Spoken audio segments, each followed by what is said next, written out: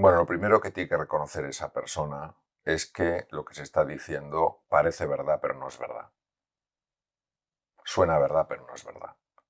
¿Cómo lo sabemos?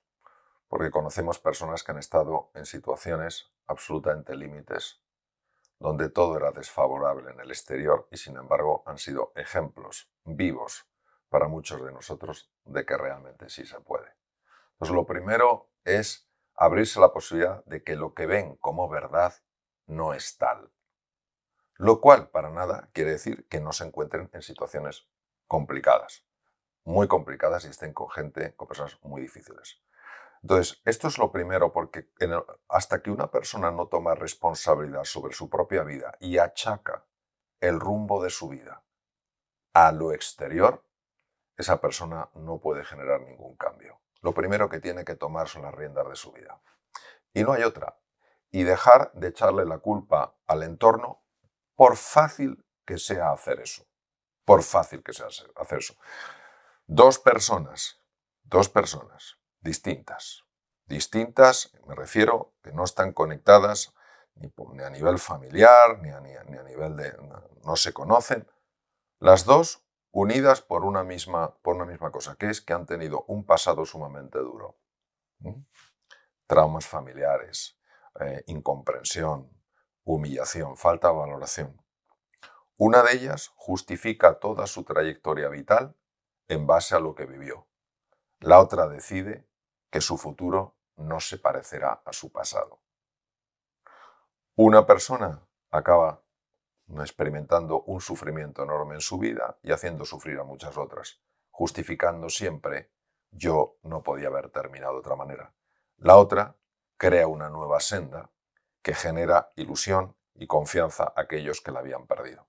Luego, el primer punto es tomar la responsabilidad de tu vida. Número 2. ¿Cómo actúas? Haciéndote una pregunta. ¿Cuál es el paso más pequeño que me atrevo a dar? Siempre habrá un paso, por pequeño que sea, que puedes dar. Y si no das ninguno, es porque te estás volviendo a engañar. El más pequeño que te atreves a dar. Voy a poner un ejemplo. En un programa que yo dirigía, uno de los participantes manifestó su tremenda frustración por el desorden absoluto que había en su despacho. Y llevaba años intentando ordenarlo, pero había llegado a la conclusión de que era imposible. Y como tenía que trabajar en ese despacho tan desordenado, esto le producía siempre una sensación de enorme tensión. Y uno dirá, bueno, esto es una tontería. Bueno, para esta persona no lo era. Es una persona muy exitosa y sin embargo esto lo tenía bloqueado, este nivel de desorden. Le hice esa pregunta. ¿Cuál es el paso más pequeño que te atreves a dar? ¿Qué es la cosa más pequeña? O sea, no se había planteado eso. Entonces, ¿qué hizo? El fin de semana, aquel programa, aquella sesión fue el viernes. Ese día, en su despacho, cuando fue, se hizo esa pregunta. ¿Cuál es el paso más pequeño que me atrevo a dar? O la cosa más pequeña que dar. Tomó cogió dos papeles que estaban desordenados y los ordenó. Eso siguió funcionando. Y entonces ordenó una serie de libros que tenía desordenados. En un fin de semana estaba absolutamente ordenado su despacho y así se mantuvo durante años porque he seguido en contacto con él. Es decir, la capacidad del ser humano de autoengañarse es tan brutal, es tan brutal. Nos quitamos el poder interior con tanta facilidad. Entonces, esa es la segunda pregunta. ¿Cuál es el paso más pequeño que me atrevo a dar para generar en mi exterior condiciones más favorables? Bien. Número 2. ¿Cuál es el paso más pequeño que me atrevo a dar para empezar a cuidar mi dimensión física? A lo mejor decido que ese paso más pequeño es que hoy voy a tomar menos pasteles. Segundo, ¿cuál es el paso más pequeño que me atrevo a dar para cuidar mi dimensión mental? A lo mejor hoy decido cambiar un poquito la interpretación de algo para que sea una interpretación más favorable. ¿Cuál es el paso más pequeño que me atrevo a dar a nivel del alma? A lo mejor hoy no me preocupo ni me ocupo tanto de cómo me siento y me empiezo a ocupar un poco más de cómo se siente el resto. ¿Qué es lo curioso?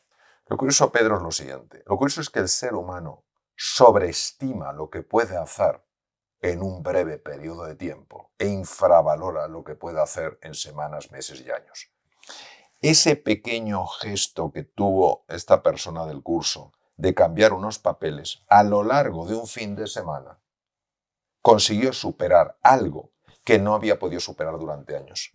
Ese pequeño cuidado en tu nutrición, en tu ejercicio, en tu descanso, en cómo gestionas tu mente y en cómo gestionas tu alma, al principio parece insignificante. Dale tiempo.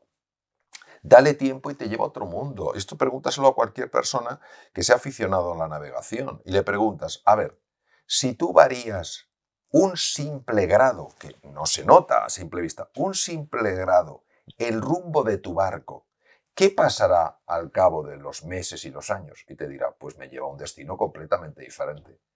Eso es lo que nos pasa, que no nos damos cuenta de la enorme importancia y el enorme impacto que tiene lo pequeño cuando se mantiene en el tiempo.